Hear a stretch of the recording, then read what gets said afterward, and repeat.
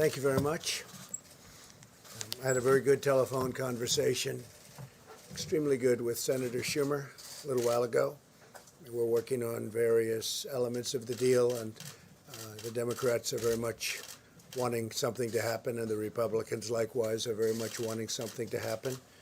And I think it will. I spoke at length with Mitch McConnell, and there's tremendous spirit to get something done, so we'll see what happens. But my conversation was very good with Senator Schumer. I thank you all for joining us, and I'd like to begin by providing an update on what we are doing to minimize the impact of the Chinese virus on our nation's students. With many schools closed due to the virus, the Department of Education will not enforce standardized testing requirements, very importantly, for students in elementary through high school for the current year. They've been through a lot. They've been going back and forth, schools open, schools not open. It's been all standardized testing, and, we're not going to be enforcing that, so I think you can let the people know. I think probably a lot of the students would be extremely happy. Some probably not. The ones that work hard, maybe not, but it's one of those things. Unfortunate, very unfortunate circumstance. We've also temporarily waived all interest on federally held student loans. They'll be very happy to hear that. And I've instructed them to take that action immediately. And today, Secretary DeVos has directed federal lenders to allow borrowers to suspend their student loans and loan payments without penalty for at least the next 60 days. And if we need more, we'll extend that period of time. Borrowers should contact their lenders, but we've given them very strong instructions. So we've temporarily waived all interest on federally held student loans. That's a big thing. That's going to make a lot of students very happy. And we have more to come on student loans, more good news for the students, but we'll do that at a different time. This morning, the Treasury Department also announced that we're moving tax day from April 15th to July 15th. So we're moving it out to July 15th so that people will have time, and people will be able to, hopefully by that time, we'll have people getting back to their lives. Families and businesses will have this extra time to file with no interest or penalties. We're getting rid of interest and penalties. However, if you have refunds or credits you would like to claim, you may still file. In other words, you can file early if you are owed money by the IRS. Other than that, we're moving it all the way out to July 15th. No interest, no penalties. Your new date will be July 15th. Today, our team will also provide an update on our continuing effort to prevent the transmission of virus across America's borders. And I watched what's been happening in California with Governor Newsom, and this morning with Governor Cuomo, and I applaud them. They're taking very strong, bold steps, and I applaud them. And we're all working together. We're working very closely together, including those two governors. But I would say, based on the call, the media was there. I think we can say that with respect to virtually every governor on that call. I think every governor. We had almost all of them, if not all of them. And I would say that you could see for yourselves that the level of respect and esprit de corps working together was extraordinary. There was nobody angry, nobody upset. We're able to help them, and that's what we're all about. We want to help. We're doing things that a lot of people wouldn't be able to do. But the relationship with governors and states is, I think, very extraordinary, especially under the circumstances where this just came upon us. We're working with Canada and Mexico to prevent the spread of the virus across North America very closely. You heard what we did yesterday with Canada. And Secretary of State Pompeo will be making a statement in a little while having to do with Mexico and the border. And Chad Wolf will likewise be making a statement. There's a joint comprehensive effort in collaboration with our neighbors. The measure and all of those measures that we're putting in place will protect the health of all three nations and reduce the incentive for a mass global migration that would badly deplete the healthcare resources needed for our people. And so we are working very closely with Mexico, very, very closely with Canada. The relationship's never been better. We're all working toward the same goal. Our nation's top healthcare officials are extremely concerned about the grave public health consequences of mass, uncontrolled cross-border movement. And that would be mostly, and even beyond, but mostly during this global pandemic. Every week, our border agents encounter thousands of unscreened, unvetted, and unauthorized entries from dozens of countries, and we've had this problem for decades. For decades, you know the story, but now it's with the national emergencies and all of the other things that we've declared, we can actually do something about it. We're taking a very strong hold of that. And we have before, but this is now at a level that nobody's ever approached. In normal times, these massive flows place a vast burden on our healthcare system. But during a global pandemic, they threaten to create a perfect storm that would spread the infection to our border agents, migrants, and to the public at large. Left unchecked, this would cripple our immigration system, overwhelm our healthcare system, and severely damage our national security. We're not going to let that happen.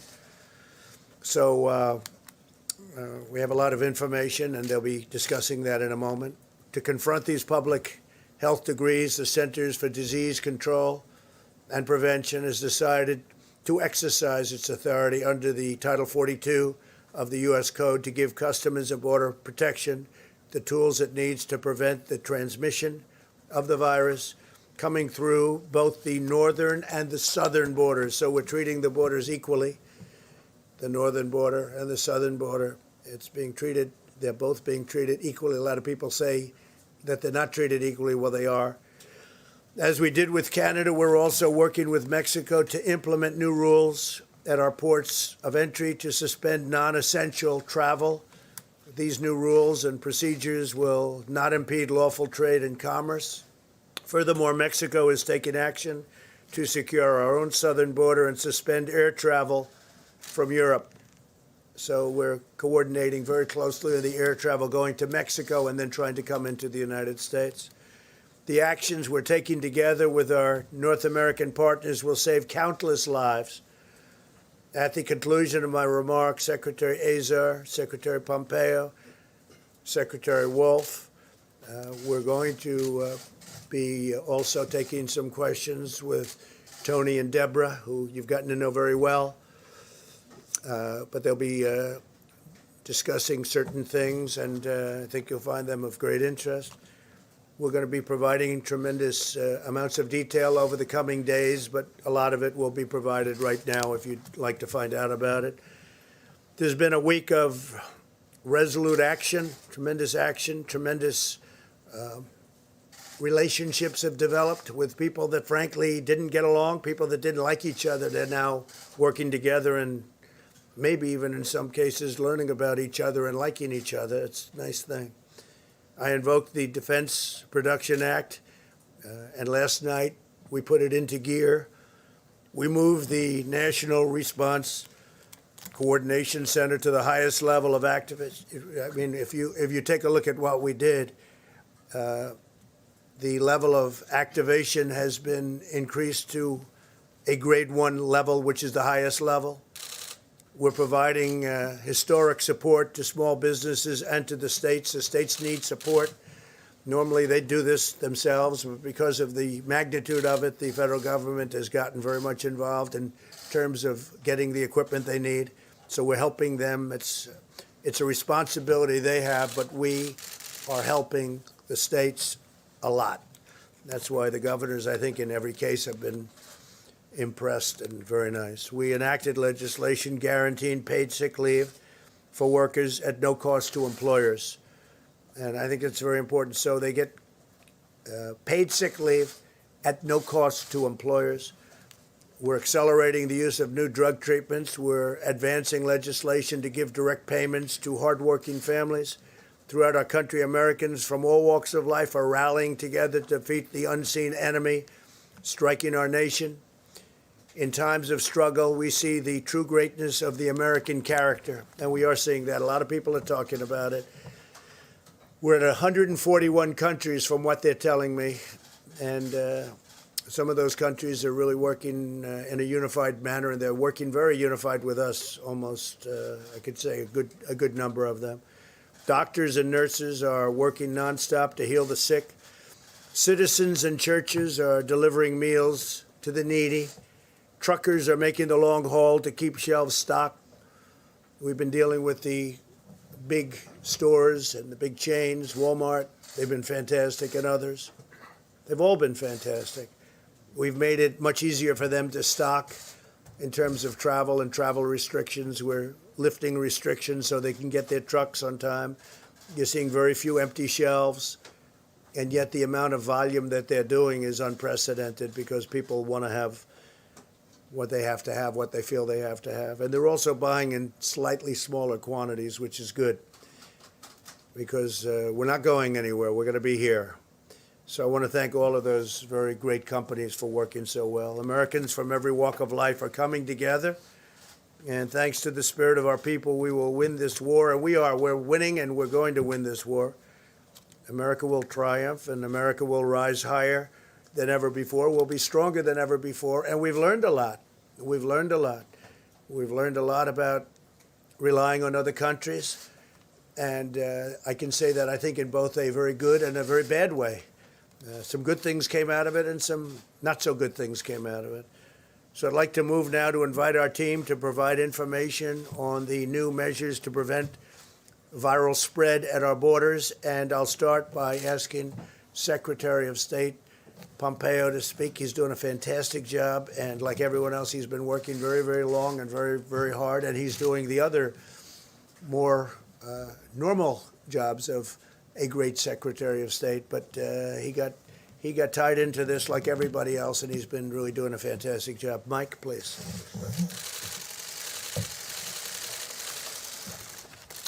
Thank you, Mr. President.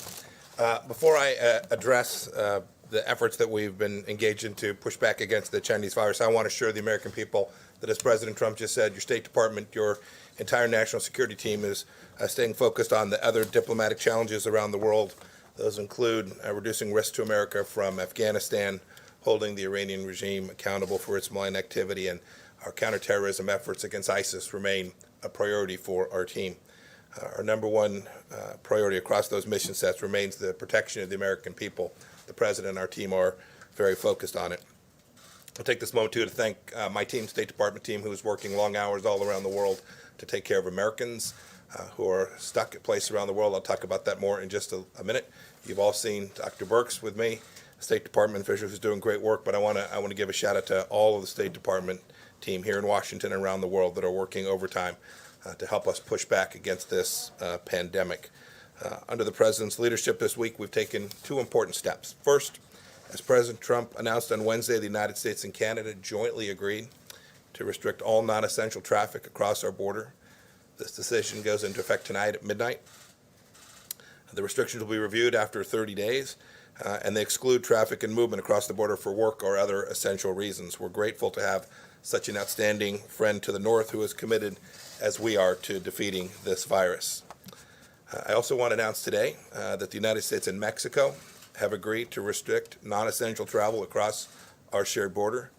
Both our countries know the importance of working together to limit the spread of the virus and ensure that commerce that supports our economy continues to keep flowing. Here, too, the United States is glad to have a friend who's working side by side us in the fight. Secretary Wolf will talk a little bit more about the details of how we're working alongside our partner in Mexico to keep our southern border safe and secure as well. On another note, yesterday the State Department issued a Level 4 global travel advisory. This means that all international travel from U.S. citizens should be avoided. In countries where commercial departure options remain available, U.S. citizens who reside in the United States should arrange for immediate return to the United States unless they're prepared to remain abroad for an extended time. If you choose to travel internationally, your travel plans may well be severely disrupted. And finally, I want to talk about the disinformation that people are seeing. both on Twitter and around the world, some of it coming from government, some of it coming from other individuals. Just urge everyone, as they're seeing information that at one time suggested somehow this virus emanated from the United States Army, this information about lockdowns that are taking place. Every American, indeed people all around the world, should ensure that where they turn to for information is a reliable source and not a bad actor trying to create and flow information that they know is wrong. This is a tough fight. The American people are tougher. Our diplomatic teams are working around the clock to help them keep safe both home and abroad. And we're showing once again the global leadership that America has always delivered. And it's been great to see countries around the world rally behind what President Trump and our team are doing. Thank you. Thank you, Mike. Thank you very much. And we'll take questions right after this. Chad Wolf, please. Right behind you. Well, let me start off by thanking the President and the Vice President for their continued leadership and commitment for protecting the American people during this crisis. Early on, the President, again, took unprecedented actions to restrict travel from areas affected with the coronavirus. And to date, DHS has screened over 200,000 individuals coming back from those affected countries. This has been an immense undertaking, but one that the men and women of DHS have successfully accomplished. Today's announcement is yet another example of the extraordinary steps the administration is taking to ensure the safety of the American public. Before I comment on the CDC order that I'm sure Secretary Azar will later elaborate on, let me first address the progress as Secretary Pompeo and others have made with our Canadian and Mexican partners regarding cross-border travel. As we continue to evaluate common sense measures that reduce risk and prevent further spread, it only makes sense that we have looked at the measures that our neighbors to the north and south are undertaking. And so we've been working closely with those partners since the earliest days of this virus and the outbreak. And again, as the President said earlier this week, and Secretary Pompeo, we've reached an agreement with both Canada and Mexico to limit non-essential travel across our land borders. Let me be clear that neither of these agreements with Canada or Mexico applies to lawful trade or commerce. Essential commercial activities will not be impacted. We will continue to maintain a strong and secure economic supply chain across our borders. A few examples of essential travel include, but certainly are not limited to, individuals traveling for medical purposes, to attend educational institutions, for emergency response, public health services, and individuals engaged in lawful cross-border trade. As the Secretary said, the agreements with both Canada and Mexico will go into effect on Saturday, March 21st. Furthermore, we're also working collaboratively with Canada and Mexico to take decisive joint action regarding individuals seeking entry between our ports of entry. The CDC order directs the department to suspend the introduction of all individuals seeking to enter the U.S. without proper travel documentation. That's for both the northern and southern border. The CDC director has determined that the introduction and spread of the coronavirus in the department's border patrol stations and detention facilities presents a serious danger to migrants, our frontline agents and officers, and the American people.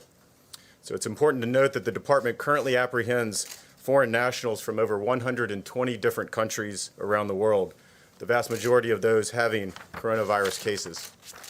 Many of these individuals arrive with little or no identity, travel, or medical documentation, making public health risk determinations all but impossible. It's also important to note that the outbreak on our southern border would likely increase the strain on health systems in our border communities, taking away important and life-saving resources from American citizens.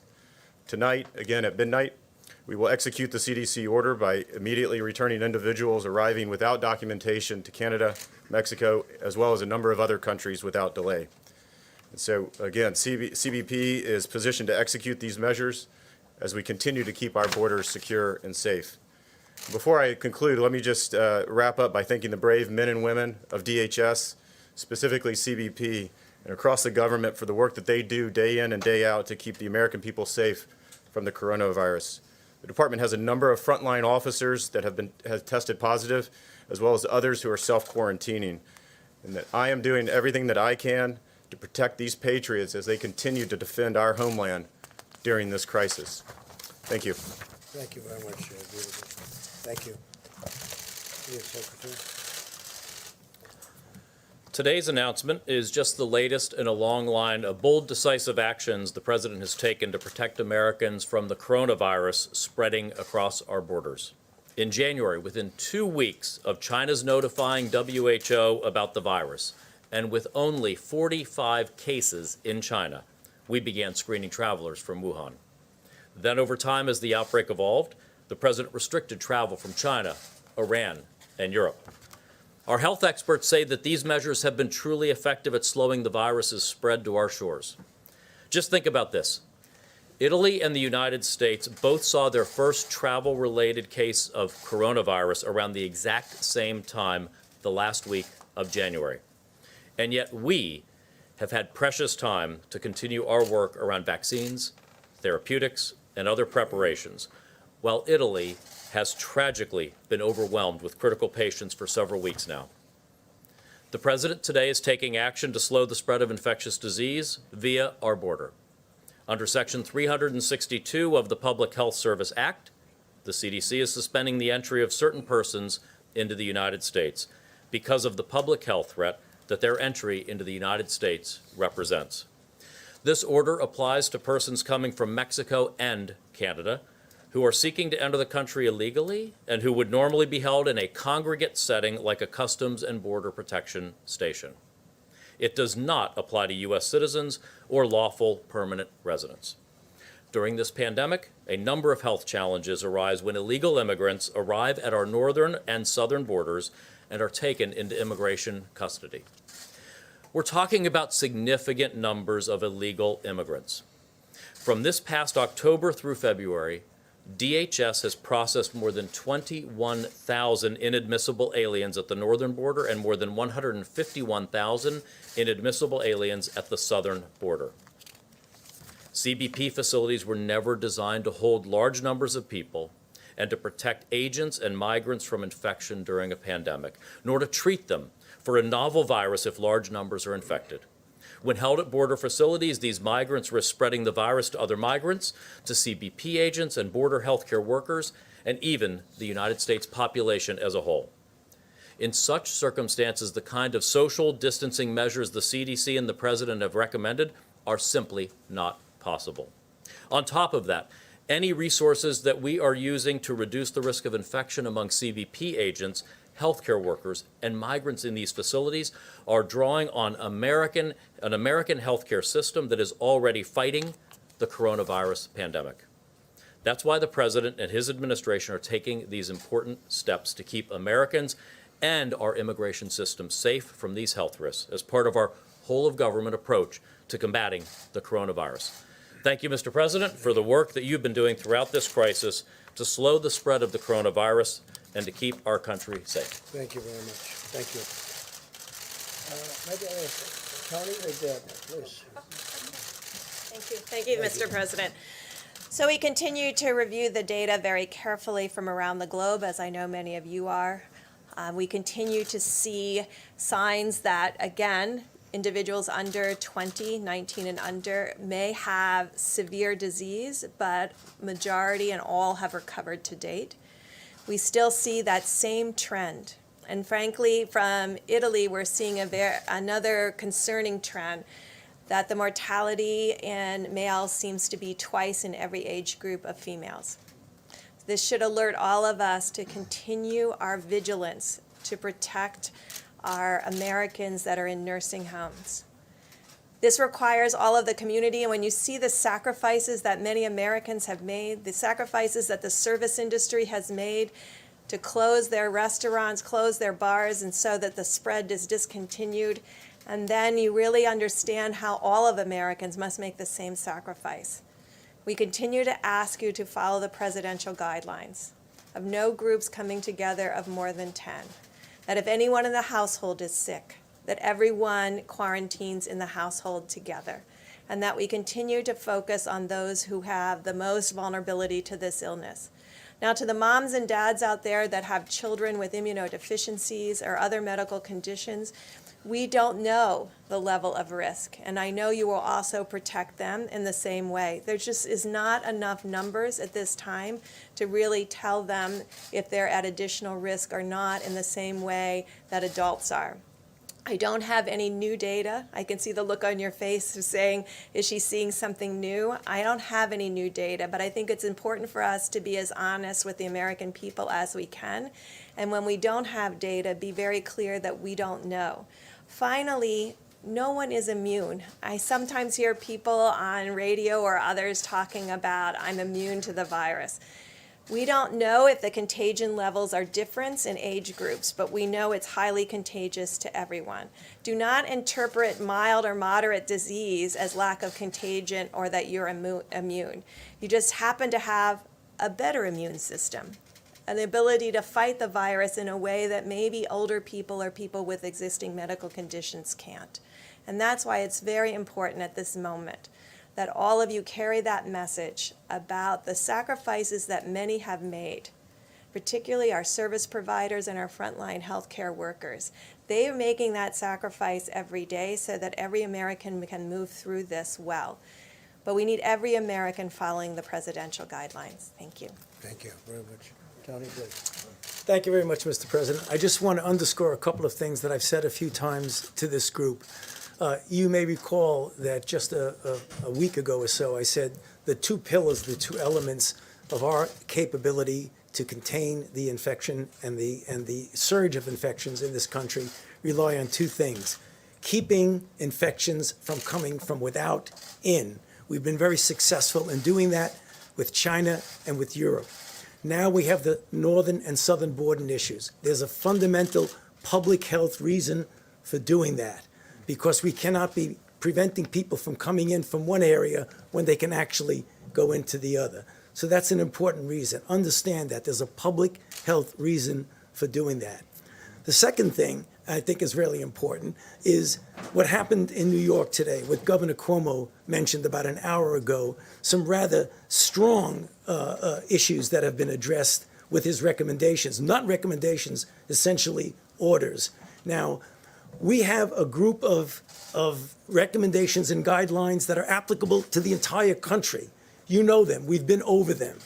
Yet there are places, regions, states, cities in this country that are being stressed much, much more than the country as a whole. Clearly, one of them was Washington. Another one was California.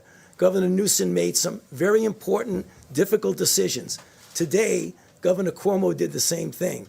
And I want to say I strongly support what he's doing. And one thing, as a New Yorker myself, for those of you who haven't figured out from my accent that I'm from New York, as a New Yorker, I know what New Yorkers can do. We're tough. I was in New York City on September 11th, 2001. And I know what the New Yorkers can do. So please, cooperate with your governor, cooperate with your mayor. It's very important. Thank you. Thank you, Tony. That's great. Thank you, Mr. President. The White House Coronavirus Task Force met this morning. We continue at the President's direction to bring the full resources, not just of the federal government, but in full partnership with our state governments, businesses around America, and a partnership with the American people to respond to the threat of the coronavirus. And I know I can speak on behalf of the President with confidence when I say how inspired we are by the way the American people and American businesses are coming together to help defeat this virus in our country. Millions of Americans are putting into practice the President's 15-day guidelines, and we encourage everyone, even those that are not in areas with significant outbreak, to review these guidelines over the next week and more and put them into practice, and you'll continue to do your part. Later today, we'll be talking with manufacturers around the country, and the President and I continue to be inspired by the way American industry is stepping forward. We have businesses around the country that are literally volunteering to retrofit plants to help us meet the needs of our healthcare workers and our healthcare system in confronting the coronavirus.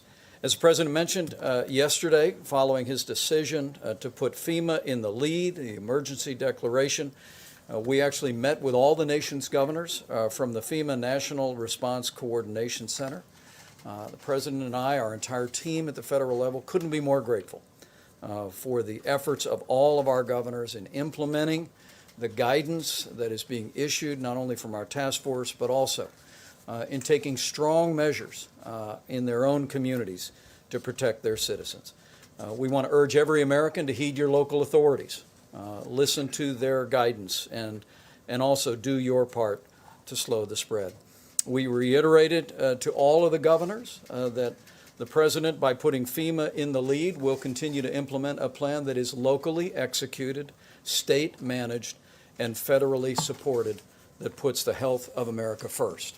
We have received a report today, as the President mentioned, on our legislative team on Capitol Hill. We're working with Republicans and Democrats at this very hour to pass an economic recovery package that the President described, and we hope to see the Congress act on that early next week. On the subject of supplies, we continue to make steady progress on testing. Thanks to the President's involvement of commercial labs, the public and private partnership, more and more Americans are being tested every single day. And tomorrow, Admiral Gua and FEMA will update the American public on the status of testing and our support of state-based testing efforts that are literally expanding by the hour. On the subject of medical supplies, we continue at the President's direction to pursue every means to expand the supply of personal protective equipment for the extraordinary and courageous healthcare workers that are ministering to the needs of people impacted by the coronavirus.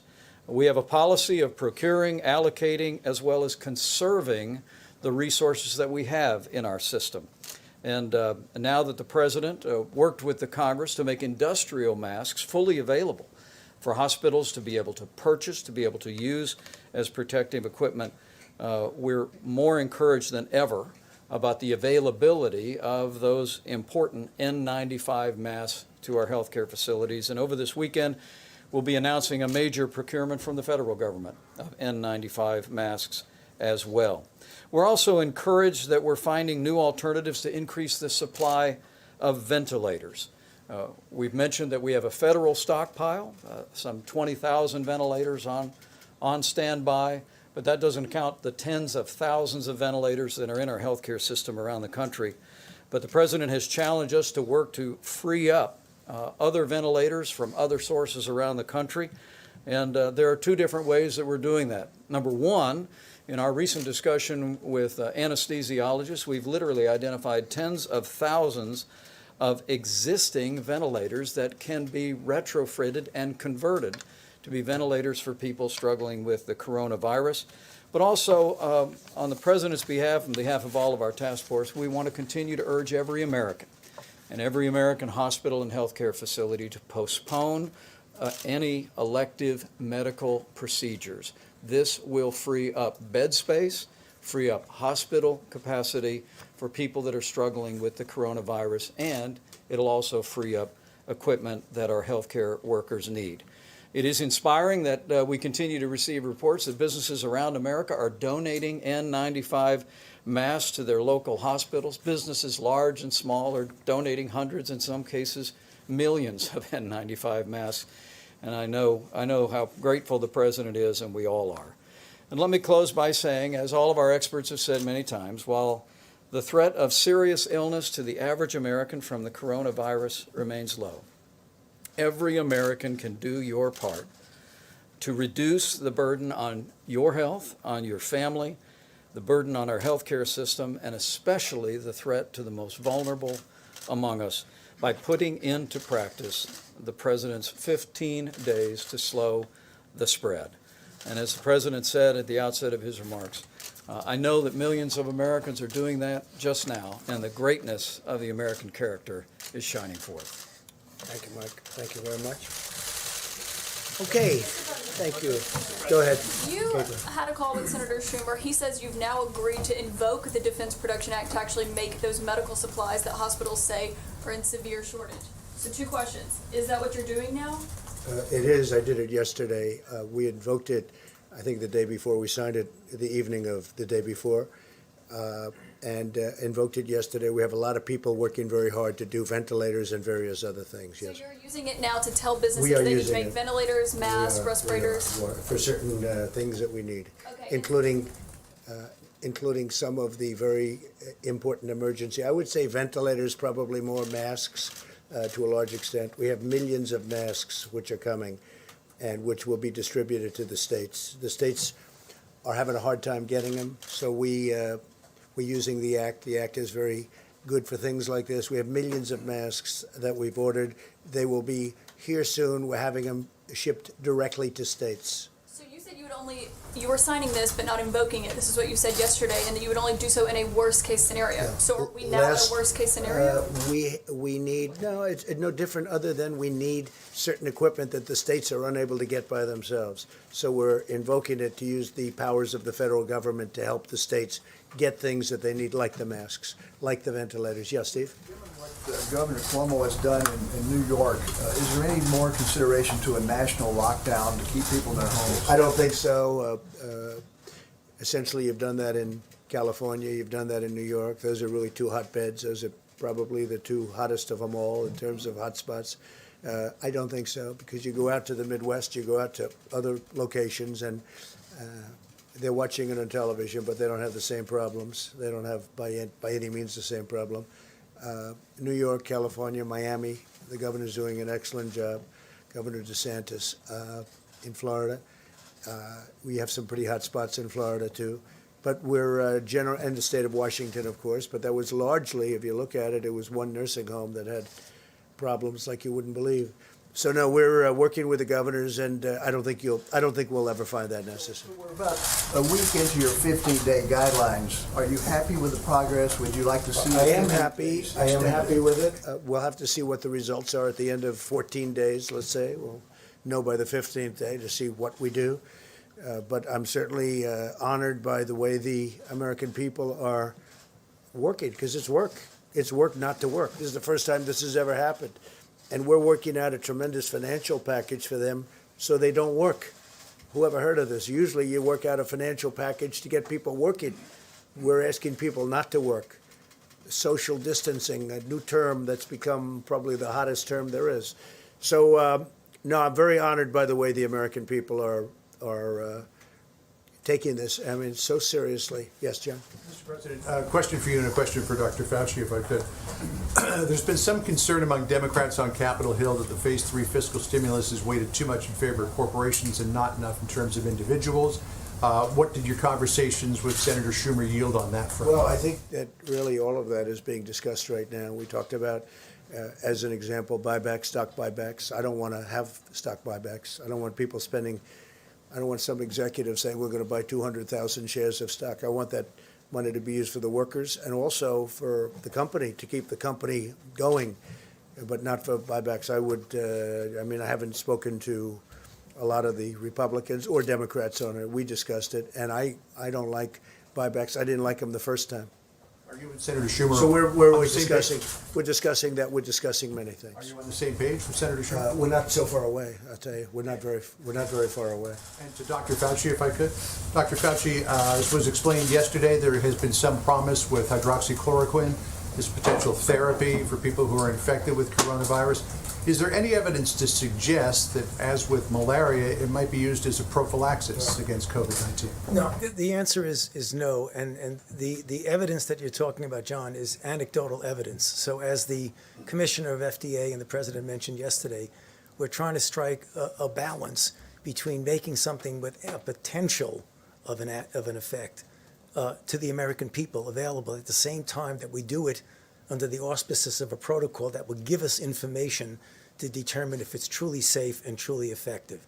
But the information that you're referring to specifically is anecdotal. It was not done in a controlled clinical trial, so you really can't make any definitive statement about it. Mr. President, on those therapies. I think without seeing too much, I'm probably more of a fan of that than anybody. But I'm a big fan, and we'll see what happens. And we all understand what the doctor said is 100% correct. It's early, but I've seen things that are impressive, and we'll see. We're going to know soon. We're going to know soon, including safety. But when you get that safety, this has been prescribed for many years for people to combat malaria, which was a big problem, and it's very effective. It's a strong drug. So we'll see. Fairly effective against SARS. It was, as I understand that, is that a correct statement? It was fairly effective on SARS. John, you've got to be careful when you say fairly effective. It was never done in a clinical trial that compared it to anything. It was given to individuals and felt that maybe it worked. So you've, Was there anything to compare it to? well, that's the point. Whenever you do a clinical trial, you do standard of care versus standard of care plus the agent you're evaluating. That's the reason why we showed back in Ebola why particular interventions worked. Sir, on that topic. About the possible therapies, yesterday, Mr. President, you said that they were for, quote, immediate delivery, immediate. We heard No, from we're doctors. ordering, yes, we have millions of units ordered. Bayer is one of the companies, as you know, big company, very big, very great company. Millions of units are ordered, and we're going to see what happens. We're going to be talking to the governors about it, and the FDA is working on it right now. The advantage is that it has been prescribed for a totally different problem, but it has been described for many years, and everybody knows the levels of the negatives and the positives. But I will say that I am a man that comes from a very positive school when it comes to, in particular, one of these drugs, and we'll see how it works out, Peter. I'm not saying it will, but I think that people may be surprised. By the way, that would be a game changer. But we're going to know very soon. But we have ordered millions of units. It's being ordered from Bayer, and there is a couple of companies also that do it. For clarity, Dr. Fauci said there is no magic drug for coronavirus right now, which you would agree. I guess on this issue, Well, I think we only disagree a little bit. Sorry. I disagree. Maybe and maybe not. Maybe there is, maybe there isn't. We have to see. We're going to know. Is it We're gonna possible? Is it possible that your impulse to put a positive spin on things may be giving Americans a false sense of hope? No, I and don't think so. misrepresenting I the don't think preparedness so. right now? No, I don't think so. I think that I think it's got The not yet approved drug. Such a lovely question. Look, it may work and it may not work, and I agree with the doctor what he said. May work, may not work. I feel good about it. That's all it is, just a feeling. I'm a smart guy. I feel good about it, and we're going to see. You're going to see soon enough. And we have certainly some very big samples of people. If you look at the people, you have a lot of people that are in big trouble. And this is not a drug that, obviously, I think I can speak from a lot of experience because it's been out there for over 20 years. So it's not a drug that you have a huge amount of danger with. It's not like a brand new drug that's been just created that may have an unbelievable monumental effect, like kill you. We're going to know very soon. And I can tell you, the FDA is working very hard to get it out. Right now, in terms of malaria, if you want it, you can have a prescription. You get a prescription. And by the way, and it's very effective. It works. I have a feeling you may, and I'm not being overly optimistic or pessimistic. I sure as hell think we ought to give it a try. I mean, there's been some interesting things happened and some good, very good things. Let's see what happens. We have nothing to lose. You know the expression? What the hell do you have to lose? Okay? So what do you say to Americans? Sir, nearly 200. units that were I'll just follow up. Nearly John, go 200 dead. What do you say to the Americans who are scared, though? I guess nearly 200 dead, 14,000 who are sick, millions, as you witnessed, who are scared right now. What do you say to Americans who are watching you right now who are scared? I say that you're a terrible reporter. That's what I say. Go ahead. I I think it's a very nasty question, and I think it's a very bad signal that you're putting out to the American people. The American people are looking for answers, and they're looking for hope. And you're doing sensationalism, and the same with NBC and Comcast. I don't call it Comcast. I call it Concast. Let me just for whom you work. Let me just tell you something. That's really bad reporting. And you ought to get back to reporting instead of sensationalism. Let's see if it works. It might and it might not. I happen to feel good about it, but who knows? I've been right a lot. Let's see what happens, John. Can I get back to the science and the logistics You ought to be here? ashamed of yourself. The units that were ordered, are they for clinical trials or are they for distribution to the general patient population? We are going to, as I understand it, we are going to be taking samples in New York. Governor Cuomo very much is interested in this drug, and they are going to work on it also after they get a certain approval. We're waiting for one final approval from the FDA. We'll see what happens. But we'll use it on people that are not doing great, or even at the beginning of not feeling Sort well. of fall under the And John, what do we have to modified lose? auspices. So this would sort of- Wait, John, it's been out there for so long. We hear good things. Let's see. Maybe it works and maybe it doesn't. I understand all that. I'm just thinking of the application here. So that would be under sort of a modified compassionate access? We're doing that, I guess, and that's what it's called, yeah. Yes. I would like Dr. Fauci, if you don't mind, to follow up on what the president is saying. Should Americans have hope in this drug right now? And sir, I would like to follow up on Peter's question here.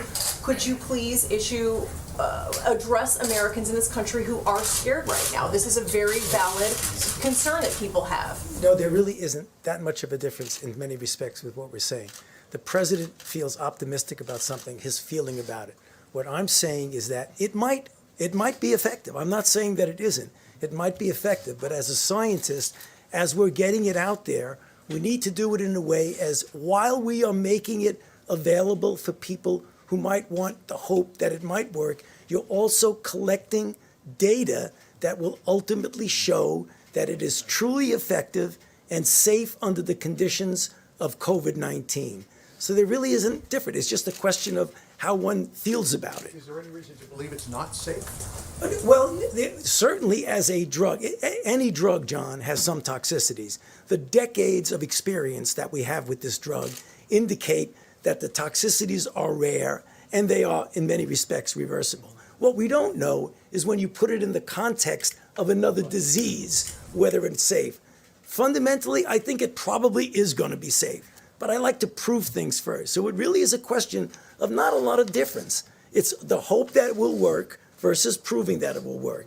So I don't see big differences here. I agree. Sir, your message to Americans who are working at home, who have their children in their homes right now, who are Here we go. Go homeschooling, ahead. doctors who say they don't have the masks they need to do their jobs, your message to them. My message to the American people is that there is a very low incidence of death. You understand that.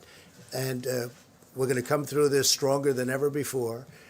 If you get it, if you happen to get it, it is highly unlikely. It's looking like it's getting to a number that's much smaller than people originally thought in terms of the ultimate problem, which would be death. My message to the American people is, number one, you've done an incredible job. Incredible what you've gone through. It's been incredible. It wasn't their fault. It wasn't their fault. It wasn't the fault of 140 other countries where this has happened. And there is tremendous hope. And I think we're going to come out stronger, better, bigger in every way. I think we're going to be a better country than we were before. And we learned a lot. We learned on reliance, who to rely on, who not to rely on. But our country has been incredible, the way they pulled together, including the fact that I just spoke to Senator Schumer. We had a wonderful conversation. We both want to get to a good solution. But it's been really, for me, watching and seeing people that weren't speaking, getting along well, because we all have one common aim, and that's to get rid of this invisible enemy, get rid of it fast, and then go back to the kind of economy that we had, and maybe even better. Yeah, please, in the back. No, in the back, please. Mr. President, two questions, if you'll indulge me. The first question is, many small businesses are concerned that they have weeks, not months, and are worried about how long it'll take. We're going to be helping them a lot. We're going to be focused, a big focus, and including my conversation with both Mitch and with Chuck, a big focus of that conversation with small businesses, because they are really the engine behind our country, more so than the big ones. They are the engine behind our country. Second, if I may, sir, are you concerned about members of Congress that may have used information they learned on updates to sell stocks and profit off of this? I'm not aware of it. I saw some names. I know all of them. I know everyone mentioned Dianne Feinstein, I guess, and a couple of others. I don't know too much about what it's about, but I find them to all be very honorable people. That's all I know. And they said they did nothing wrong. I find them, the whole group, very honorable people. Yeah, please. Mr. President, so the whole group would include Richard Burr, the head of the Intelligence Committee, and it also would include Senator Kelly Loeffler. And so the question is whether or not they should be investigated for that behavior. Well, it also includes Dianne Feinstein, a Democrat. You didn't mention her name. Why didn't you mention her name? And I think she's a very honorable person, by the way. So I'm not saying, but you know, it's interesting that you mentioned two people, but you don't mention one that happens to be a Democrat. Any senator, should they be I don't know, because I'd investigated have for to this look at it, possibly, but I find them to be honorable people. Yeah. behavior? sign. You said the other day you see yourself as a wartime president right now, leading the country through this pandemic that we're experiencing. Do you really think, going off on Peter, going off on a network is appropriate when the country is going through something like this? I do, because I think Peter is, I've dealt with Peter for a long time. And I think Peter is not a good journalist when it comes to fairness. But he's asking for your message to the country. Oh, I and think you it's a went good off on message, Peter. because I think that the country has to understand that there is indeed, whether we like it or not, and some of the people in this room won't like it, there's a lot of really great news and great journalism, and there's a lot of fake news out there. And I hear it all, and I see it all, and I understand it all because I'm in the midst of it. So when somebody writes a story or does a story on television, and I know it's false, I know it's fake, and when they say they have 15 sources have said, and I know there's no sources, they're just making it up. I know that, and I call Peter out, but I call other people out too. And, this is a time to come together. But coming together is much harder when we have dishonest journalists. It's a very important profession that you're in. It's a profession that I think is incredible. I cherish it. But when people are dishonest, they truly do hurt our country. Yeah, in the back. Please, go ahead. Mr. President, China has been in communication with the United States and also WHO about coronavirus Right, in that's true. January. That's and true. the U.S. shut its border to travelers from China on February the 2nd. Also, Wuhan has been in lockdown since January the 24th. And this all happened almost 2 months ago. Why did you still say if you could have known it earlier? And also, you have been calling coronavirus. Well, I have to say this. We have, and I can speak for myself, but I have a very good relationship with China and with President Xi. I have great respect for President Xi. I consider him to be a friend of mine. It's unfortunate that this got out of control. It came from China. It got out of control. Some people are upset. I know President Xi. He loves China. He respects the United States. And I have to say, I respect China greatly, and I respect President Xi. Okay? Calling coronavirus. Can I ask more about stock buybacks? Many of the airlines and Boeing did stock buybacks. Is this a deal breaker for you in this? No, but I never liked stock buybacks from their standpoint. When we did a big tax cut, and when they took the money and did buybacks, that's not building a hangar, that's not buying aircraft, that's not doing the kind of things that I want them to do. And we're now talking about buybacks. We didn't think we would have had to restrict it because we thought they would have known better. But they didn't know better. In some cases, not in all cases, obviously. Some people did an incredible job. They built plants all over the country. I mean, you'd see what's happened. I mean, we were doing, until this invisible enemy appeared, we never had an economy like this. But there were some companies that used that money to buy back stock, driving up the price of the stock artificially in many cases. I don't like that. I don't like it. And as far as whether or not we'll have that, allow them, when we give them money, because we have to keep these great companies in business because of the workers. Frankly, for the most part, because of the workers. The workers are my number one concern. But the way we take care of the workers is we have to keep the companies going. I am fine with restricting buybacks. In fact, I would demand that there be no stock buybacks. I don't want them taking hundreds of millions of dollars and buying back their stock, because that does nothing. Yeah, please. Thank you very much. One for Dr. Fauci and then hopefully one for you. Sure. And one thing, Secretary of State Pompeo is extremely busy, so if you have any question for him right now, could you do that? Because you know what I'd like to do? I'd like him to go back to the State Department, or as they call it, the Deep State Department, if you don't mind. I'd like to have him go back and do his job. So does anybody have any question? Please. Mr. Secretary, can I ask you? Go ahead, you want to call somebody? Can I ask what Yeah, how about you? Only for the the Secretary. exemptions on work travel, can you define that? Is all work, anyone with a work visa can still cross the border? Can you define Yeah. what, like, the measures that you're taking? It's a great question. We're working, we're real concerned about H-2A visas, in particular agricultural workers need to get across. We're going to make sure that we do everything we can to keep that part of our economic lifeblood working between our two countries. DHS and the State Department will work together. We want to make sure and keep commerce between Canada, the United States, and Mexico alive functional, and prepared for the day that this economy bounces back like we expected it will. Mr. Secretary, the Mexican government has not announced any travel ban on Europe. Where have you been in touch with them as to when they're going to do this and what it is that they're telling you? And then a second question, they also are telling us and said in a press conference this morning that they will not take back any non-Mexican citizen. Any other third parties will have to, we don't know what will happen to them. So can you address what will happen to those third country immigrants that you are saying that will not be allowed to enter the U.S. and Mexico is saying that they will not be allowed to stay in Mexico either or sent back from the U.S.? If I may, I'll take the first one and then Chad, I'll give you the second one. With respect to travel into Mexico from outside, I spoke with Foreign Minister Ebrard a couple of times about this. I'm very confident we're going to get to a really good place that protects the Mexican people and the American people from those who might be traveling into places where we've got designations, the Schengen zone from China, so that they're not coming into Mexico and then coming into the United States. I'm very confident we'll do that, and we'll make that announcement shortly, together. And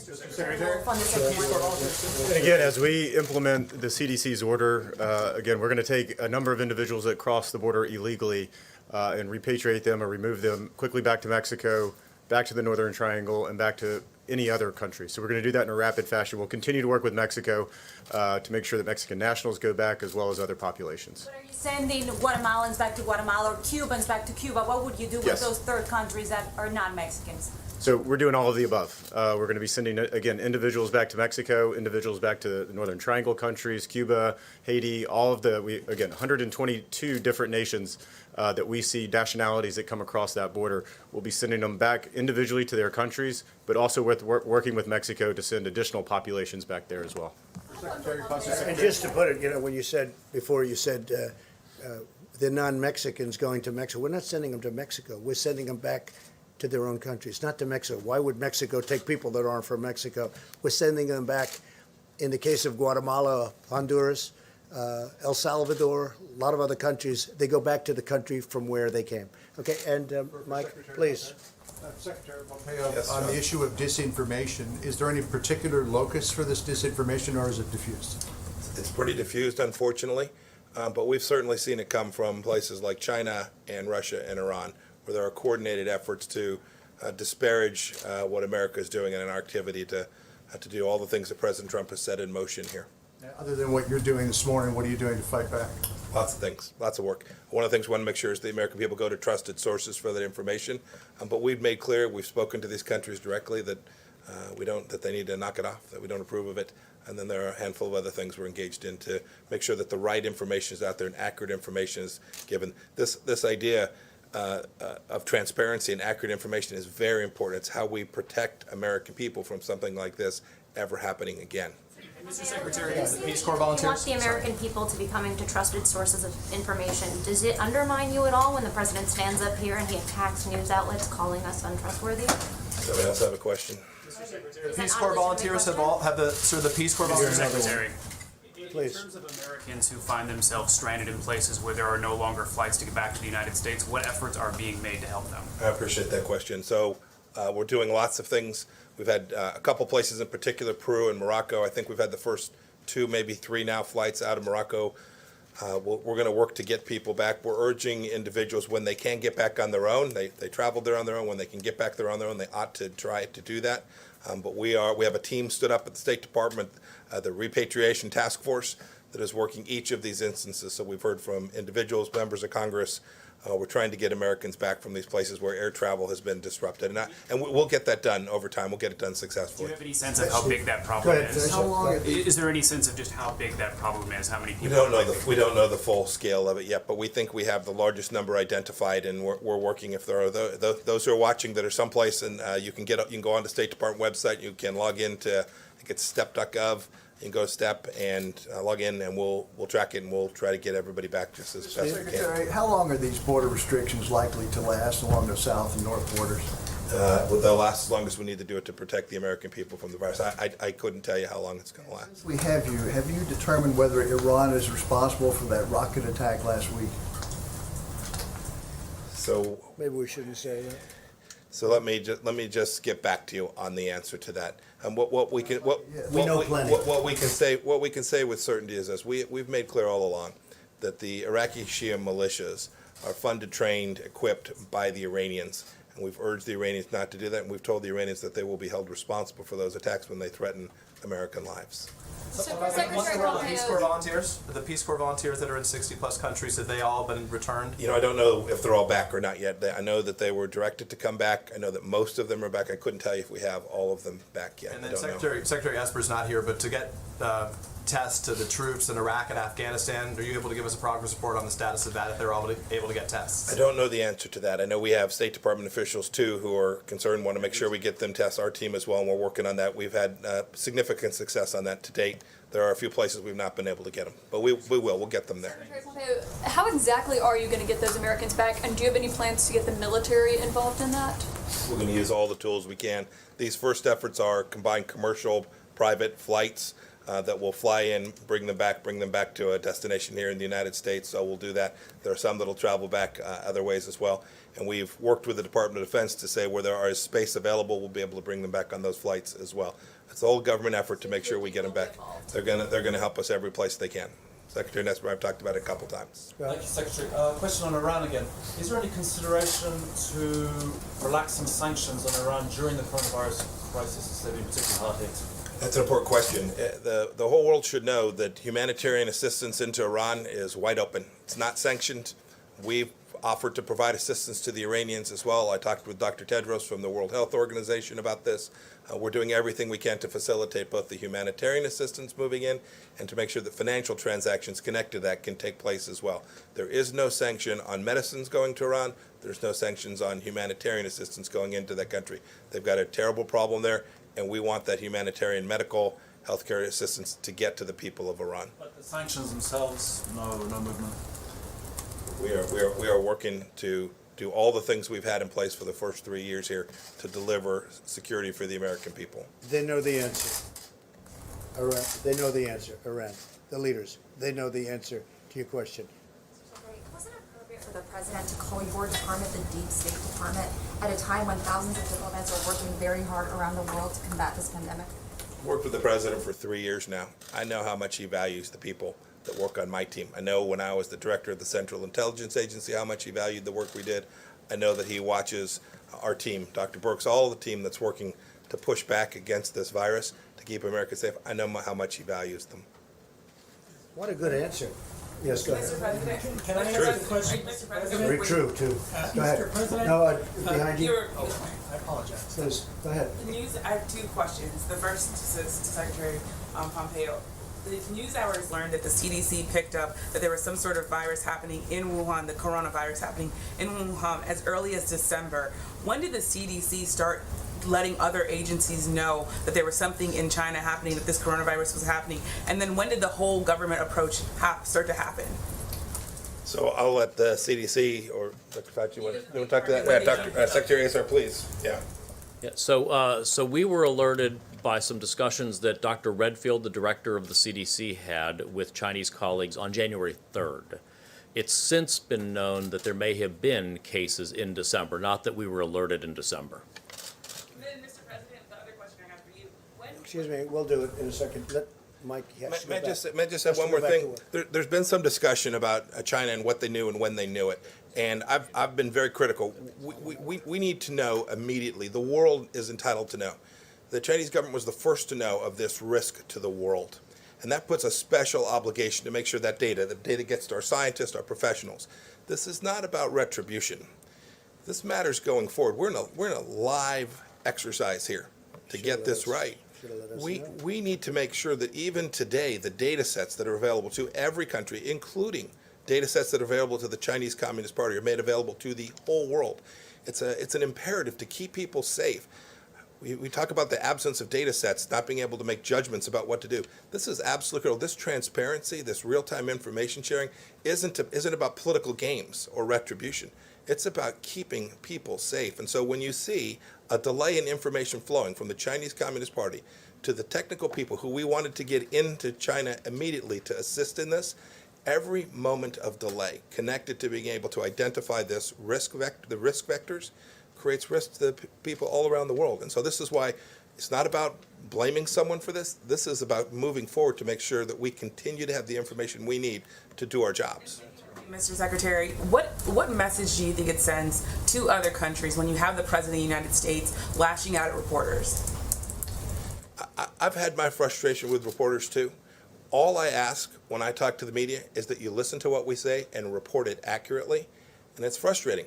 It's frustrating when you see that doesn't happen. It's enormously frustrating. We have a responsibility to tell the American people the truth, and those who are reporting on what it is we're doing and saying have an equal responsibility to report accurately. What message does it send to countries when you're lashing out at reporters? Being reported that the news media. I've seen many things at the State Department be reported wildly and accurately on multiple occasions, and I have spoken to those reporters about it each and every time, and I will continue to do so. Mr. President, Senator Johnson has suggested. Well, I'd rather have, if you could finish up with the Secretary of I State. think I've worn them out, Mr. President. Well, let me Is ask everybody you both. finished, Secretary Let of me ask State? you both, if that's all right. Mr. Secretary, Senator Johnson has suggested that you and the administration may be overreacting. He said, we don't shut down our economy because tens of thousands of people die on the highways. We don't shut down our economies because tens of thousands of people die from the common flu. At worst, 3.4% of Americans will die from this virus, he said. What do you say to people that have that view? That's 11 million people he's talking about. Well, I can just say the entire world is agreeing with us because they all have their choice, and everybody's doing the exact same thing. We want to shut it out, and we can do that, and we'll see what happens in 2 weeks and 3 weeks. But if we can save thousands of lives, and even millions of lives potentially, you don't know where it goes, but you could be talking about millions of lives. So if you look at the world, I mean, you have some very smart people in the world, you have some smart leaders in the world, and everybody's doing it the way we're doing it. I think we're doing a better job than hopefully most, if not all. We're doing a very effective job, but we'll know better in 14 or 15 days. But, you know, you're talking about hundreds of thousands, and maybe more than that, numbers of people. And, you know, we can bring our finances back very quickly. We can't bring the people back. Mr. President, to follow up on that, there are millions of people out there that share that view, that say, I don't really need to shut things down. I don't really need to stay away from stores. I can go to the beach. And those people making multiple actions exponentially, it's the difference between life and death. Yeah, I agree with that. But I think I'd like to have Anthony answer that, because to be honest, that's what he does. And we had a lot of very talented people telling us what they think we should do. Thank you, Mr. President. First of all, I think that's a false equivalency to compare traffic accidents with. I mean, that's totally way out. That's really a false equivalency. When you have something that is new and it's emerging, and you really can't predict totally the impact it's going to have, and you take a look at what's going on in China, and you see what's going on right now in Italy, and what's happening in New York City, I don't think with any moral conscience you could say, why don't we just let it rip and happen and let X% of the people die? I don't understand that reasoning at all. Okay, so Secretary of State will be leaving. Any other question for him? Go ahead in the back, please. In the back for Mike. Thank you, Mr. President. Excuse me, I didn't call on you. Go ahead, please. Thank you, Mr. President. Two things. In New York, where cases are doubling every day, they fear that supplies are going to run out in a matter of weeks. Yesterday, Mayor Bill de Blasio called on you to mobilize the military to deliver urgent supplies. Yesterday, he said, quote, "The fate of New York City rests in the hands of one man. He is a New Yorker, and right now he is betraying the city he comes from." I've personally spoken to emergency department nurses who say that they've been told not to wear N95 masks because supplies are so low. So how do you respond to those remarks by Mayor de Blasio? Well, I just think this. And doctors looking to you. When will those supplies arrive? I'm not dealing with him. I'm dealing with the governor, and the governor agrees with me, and I agree with him. So far, we've been very much in sync. I guess they're not agreeing with each other necessarily, but the relationship with New York, I love New York. I grew up in New York, as you probably have heard, and the relationship's been very good. And I think government and the governor have been getting along incredibly well with the federal government. Okay.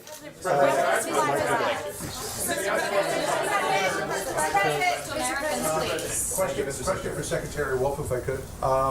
Just on illegal entries of people who are OTM, how will the turn-back process work? Will they be taken to a common area and then put on a plane and sent back to northern countries or others? I mean, how would that process work? Again, it's a public health crisis, so what we're trying to do is limit the amount of contact that we have with these individuals, not putting them in Border Patrol facilities, ICE detention facilities, and the like. So it's going to be very rapid. We're going to obviously take them into custody and then send them back to a port of entry or other means. So it'll be very quickly. It won't be the 6 or 7 or 10 days that we currently have. It'll be much more rapid. But if they are OTM, will they be taken to an airfield That's nearby? correct. Or? That's correct. And sent back home? Absolutely. Anybody? Mr. President, can we ask Mr. about the President, checks, the checks sir? to Americans, The but the- checks the to checks. Americans. The bill as proposed creates sort of tiers of checks for incomes. Do Yeah, you believe it will be. philosophically Well, we're that working makes on- sense? Well, I believe in a lot of things. I want to get workers' money, and whichever way, the best way to get it. And I want to keep the businesses open too, because without the businesses, they're not going to be getting money for very long. But we're going Money to in be that bill, talking. as it's written, is there enough, or do you want to If see it there's juiced not, we'll up? do something later. I'm sure. I'm sure we'll do Follow up on that. Mr. President, the Wall Street analysts are predicting that unemployment numbers could skyrocket next week. By some analysts, say as many as 3 million people applying for unemployment, which would be a historic number in a 1 week spread. So is $1,000 check going to cut it? Is that going to be We're enough? not talking about $1,000 check. We're talking about much more than that. We're also talking about doing phases. If this doesn't work, we're going to keep doing until we get it going. And frankly, once we get the economy back, and once this enemy is defeated, the invisible enemy, as I call it, once it's defeated, we get the economy back. It's going to all come back to us very quickly. It comes back very quickly. We have a tremendous economy. We do numbers like no other country has ever done before. Number one in the world, if you go back 2 weeks, and still, obviously, but if you go back 2 weeks, number one in the world by far. That money comes back to us very rapidly. We want to keep it, we want to have it so that when we, not if, but when we win the war with the invisible enemy, when we win it, these companies can immediately start. Not that they have to start rebuilding, which takes a long time. Steve? You're confident that those are Steve, jobs that'll please. come back if someone applies for I'm unemployment next confident. week? What projections for job losses in March and April are you hearing? Well, we're looking at different numbers. We have a best case and a not best case, but the big thing is to defeat the virus. Once that virus is defeated, Steve, I think everything else falls in place very rapidly. I think you're going to have a tremendous upswing. A lot of people agree with me. If you look at your stock market geniuses, and some of whom are not geniuses, but they think they are, a lot of people think that I'm right about that, that once we defeat the virus, I think you're going to have a very steep, like a rocket ship, it's going to go up, and everything will be back. And I really believe we're going to be stronger than ever before. Yeah, go ahead. President, on the issue of supplies, you've told governors to try to find whatever supplies they can on their own. Absolutely. But some of them are now saying when they go to try to buy them, they're being outbid by the federal government. Well, you heard my news conference yesterday. So not those that, I mean, governors to that do? was sort of yesterday's news. No, that does happen because they want to buy supplies. We want to buy as a backup to them in case they can, and sometimes that will happen. But regardless of who gets them, when they need them, we're getting them to them. Now, we're doing the Production Act. We're doing it very much, and we have a lot of things cooking right now at a high level. Remember this. Nothing like this has ever happened before. Over 140 countries. And you have supply chains that are broken down for two reasons, because they can't supply that much and because people are sick and they can't be on the chain. So you have a lot of interesting things all over the world. You have supply chains that broke down because of the illness and also because of the quantity. But we're getting it ordered, we're getting it done, and if you just have to, look, some of you were at the call yesterday where I spoke with the governors, almost all of the governors, and every one of them was very impressed with what we've done. Go ahead, in the middle, please. There are reports saying that the Labor Department has told states not to disclose their unemployment numbers. Do you agree with that decision? I'd have to talk to him. I would have to talk to him. Just one more clarifying question, if I could, on the DPA. I just want to be clear. Are you saying that the administration is requiring these industries to create these products, or just asking? You know, so far we haven't had to. It's an amazing thing that happened. We're getting calls from automobile companies. We're getting calls from other companies saying they have plant capacity. They want to make ventilators. They want to make other things. We are literally being besieged in a beautiful way by companies that want to do the work. They want to do the job. They want to help us. They want to help our country. So we haven't had a problem with that at all. President, how do you help out states and localities that are trying to bid on things like ventilators and other items that are being outbid by the Well, when they call us, they let us know. If there's a conflict, they will call us and we will drop our bid because we want them to go first because their point of sale. So we've had 4 or 5 instances where literally that was happening because, we're both trying to get stock. And if we're going against, they will call us. The smart ones, frankly, will call us, and we will immediately, we want them to buy it because it gets to them quicker if they buy it. Do they know that they're We're really there. They know that, and it's happening more and more where they're calling and they're saying we're bidding against each other. They want to get it. They'll get it much quicker that way. Go ahead, please. Mr. President, a question for Secretary Azar. There are labs across the country that don't have the testing supplies they need. What specific actions is the administration taking? I tell you what. What specific actions We inherited are an being obsolete taken? deal, and we made a good thing out of it. I haven't heard that question in a while, but go ahead. Yeah, Why don't so you- So first, we're making tremendous progress in terms of lab testing. Tens of thousands of tests are being done every single day, both through the CDC and the public health labs, as well as now through the private sector commercial labs. They're getting to scale. They have supplies. They have high throughput.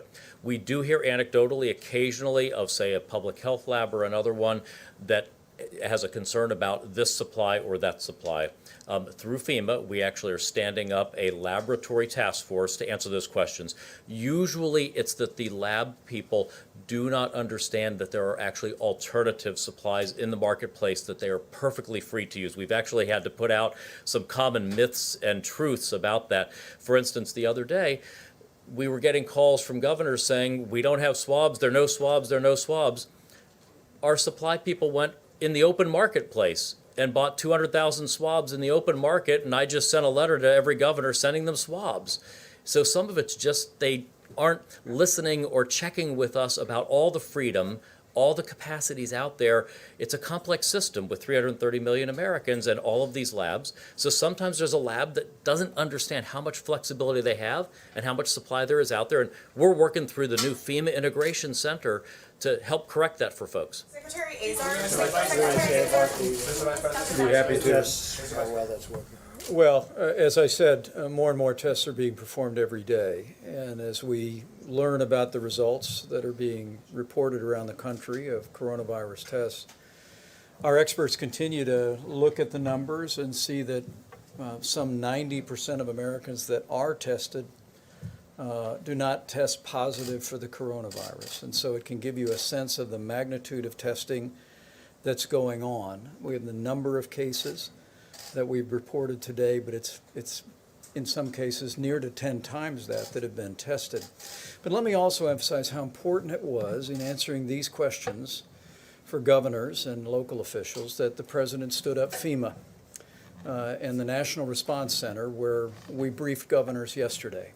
Now, every governor and their state health departments have the ability to reach out to our regional FEMA administrators.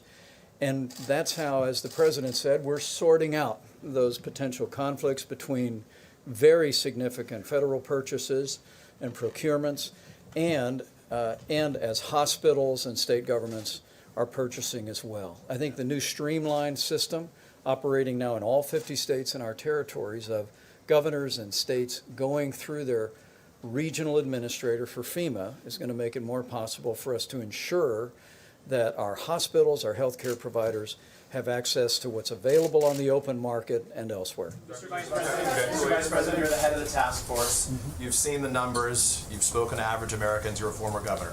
What do you say to Americans right now who are watching and who are scared? I would say do not be afraid, be vigilant. All the experts tell us that the risk of serious illness to the average American for the coronavirus is low. But we need every American to put into practice the President's coronavirus guidelines, 15 days to slow the spread, because the coronavirus is about 3 times more contagious than the flu according to our best estimate, and you can contract the coronavirus, have very mild symptoms, if any, not even be aware that you have it, and expose someone who is vulnerable to a very serious health outcome. That's the reason why we're encouraging people to avoid groups of more than 10, to not eat in restaurants, but to use drive-throughs, to wash their hands on a regular basis.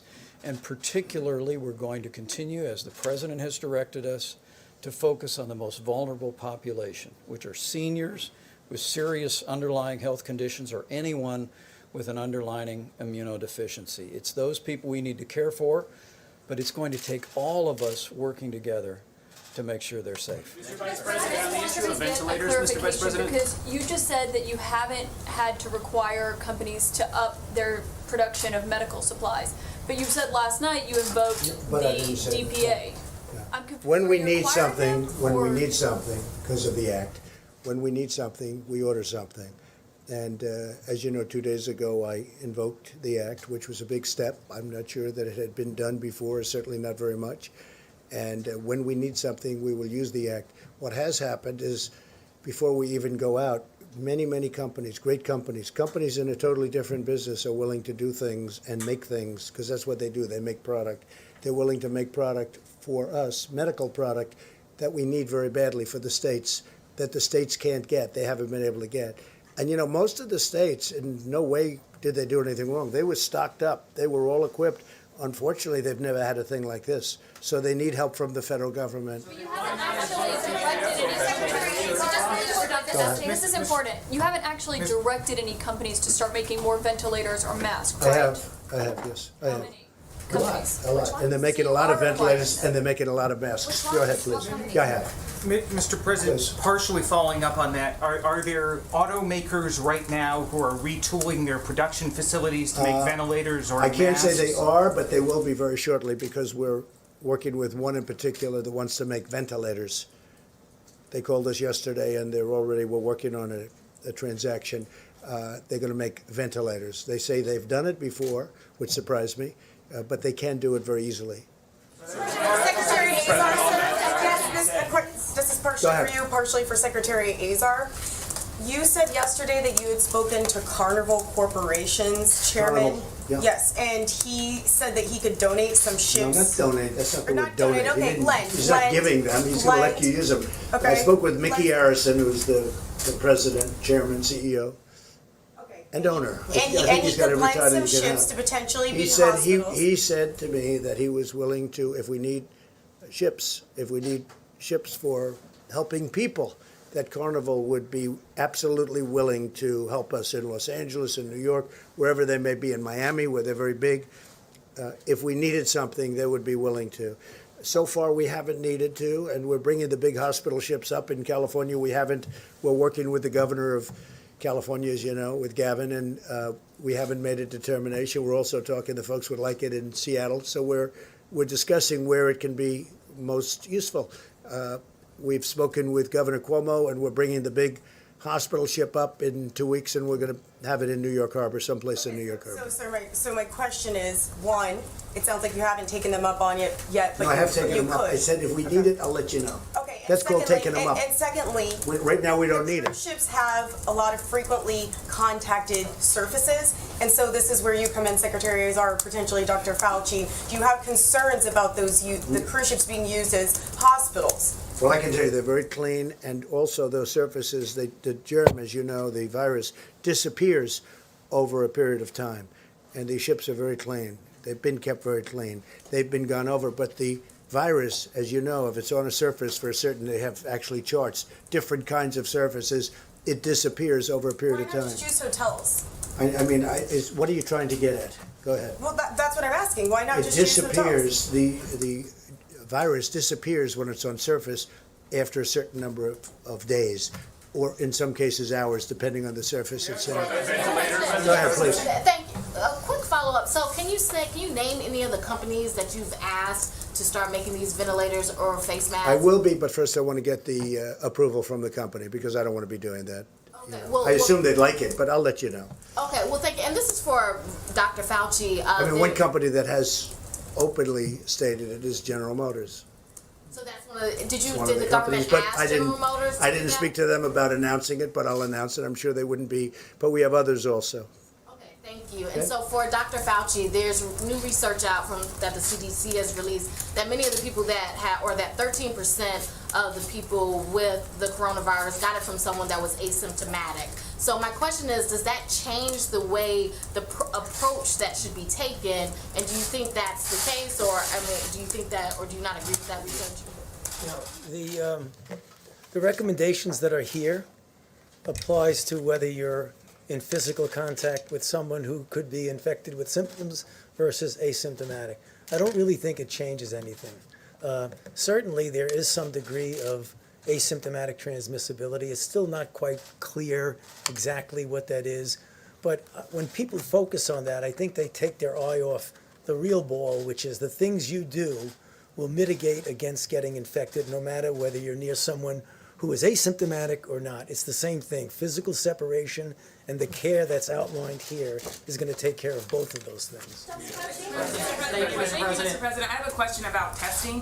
When will every American who needs a test get a test and be able to get a test? And why not have medical equipment being shipped right now to hospitals who need it? You're hearing very positive things about testing, and just so you understand, we don't want every American to go out and get a test. 350 million people. We don't want that. We want people that are that have a problem, that have a problem with they're sneezing, they're sniffling, they don't feel good, they have a temperature. There are a lot of different things. You know them better than I do. So ready? We don't need that. But what we are having is we're having these private labs have come in. They've been really fantastic. And we also have a great system for the future. Because as I said, we inherited, meaning this administration, an obsolete, broken system that wasn't meant for anything like this. Now we have a system that you can see, because look, we're well into this and nobody's even talking about it, except for you, which doesn't surprise me. There are Americans, though, who say that they have symptoms and they can't get Yeah, tests. well, okay. What do you say to the Americans who are scared that they have symptoms and can't but get we don't tests? want everybody to go out and get a test, because there's no reason for it. Yeah. Americans who have symptoms We'll do and one can't get more a after test. this. Dr. Fauci, because Kevin Hassett is one of the people who is now suggesting that the real way to get to the end of this, for life to return to normal, is for every single person living in this country to be tested. That way you could see who's contagious, and you could then have people who don't have it go back to work. Is there any possibility that this country could ever get to a point where every single person could be tested, and how long would that take?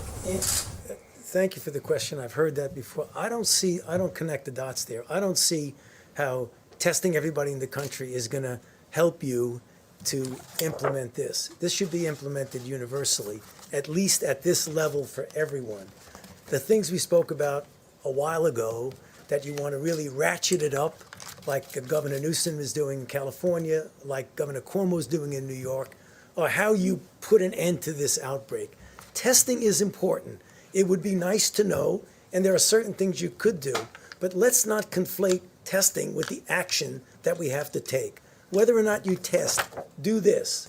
I'm not putting down testing as an important issue, but people seem to link them so much that if you don't have universal testing, you can't respond to the outbreak. You really can. But I do think, and that's after listening to Tony and everybody else that's an expert, I do think it's important that not everybody be tested. If you feel great and if you have no symptoms whatsoever, it's just not a good thing to be doing. All right, Steve? A question for Dr. Fauci. Yesterday you mentioned the possibility of aerosol transmission of the virus. How likely is that to happen? The possibility of aerosol transmission always comes up when you have situations like that. It comes up with influenza. It came up with SARS, in which there was a documented, one-off episode of some aerosol transmission. Aerosol means that it can stay in the air for a period of time because it's in a droplet that's very small and doesn't go down. Is it possible that there is aerosol transmission? Yeah, it certainly is. But clearly, what we have seen in the situations where people have gotten infected from the areas that we have experienced, China, South Korea, now Europe, most of it is in a situation where people are close enough to each other that a symptomatic person will have a real droplet transmission. So I'm not ruling out the possibility that it's aerosol. But again, it's not going to substantially change doing this. Dr. Fauci, quick follow-up on the testing issue. Let me just ask this in a very simple way. What is the demand pressure on testing in this country, and are we meeting it?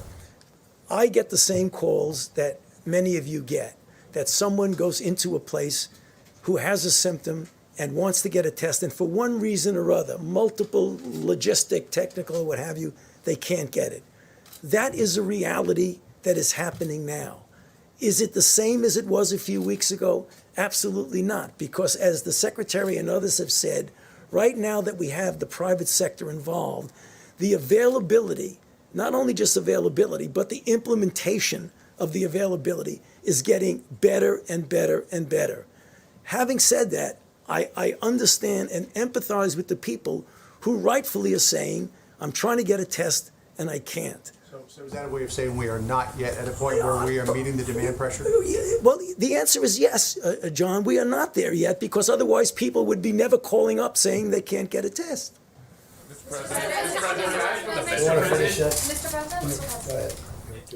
Well, I just can't emphasize enough about the incredible progress that we have made on testing.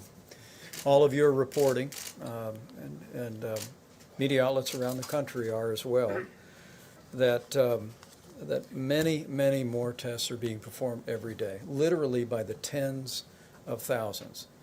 And this has only been made possible because several weeks ago the President brought in the commercial labs, these enormous companies, Quest and LabCorp, working with companies like Roche and Abbott Laboratories and Thermo Fisher, and said, we have this existing system of state laboratories and the CDC processing tests for certain infections. But given the magnitude of this outbreak, the President apprehended early on that it wouldn't be enough to meet the need. And I just want every American to know that literally hour by hour, in partnership with these extraordinary commercial labs, we are making more and more tests available every day. We'll detail the way that we're working with states to distribute those tests. We've obviously focused on states that have been dealing with the most serious outbreaks of coronavirus: Washington State, California, New York, and others. We've been making sure the tests are in those areas, working closely with those governors. But I think the American people should be encouraged at the progress that we are making. Tomorrow we'll take some time to detail that progress for you, but I would say to any American who might be concerned that they have symptoms, as the President said so well, we don't want every healthy American to get a test. But if people feel that they have symptoms that they identify with the coronavirus, call your doctor. Their doctor can call their state health authorities. They can work very closely with our entire team through HHS and FEMA and work to identify the more and more tests that are available every day. Just so you know, just for the probably 100th time, this administration, inherited an obsolete, broken, old system that wasn't meant for this. We discarded that system, and we now have a new system that can do millions of people as you need them. But we had to get rid of a broken old system that didn't work. It worked only on a very limited basis. And we're very proud of what we've done. It's incredible what we've done. And this system will now serve for the future, for future problems. Hopefully you don't have a problem like this, but something will come up. We have now a great system, and it's almost fully in gear, but it's able to test millions of people. But we inherited a broken, old, frankly, a terrible system. We fixed it, and we've done a great job. And we haven't been given the credit that we deserve, that I can tell you. But the one that really deserves the credit are the American people, because they are doing things that nobody thought they would do. What they're doing is incredible, and we're making a lot of progress, and we'll see you folks tomorrow. Thank you very much.